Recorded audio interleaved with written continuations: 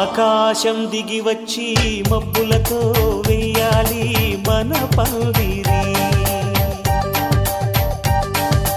ఊరంతా చెప్పుకునే ముచ్చటగా జరగాలి పెళ్ళంటే మరి.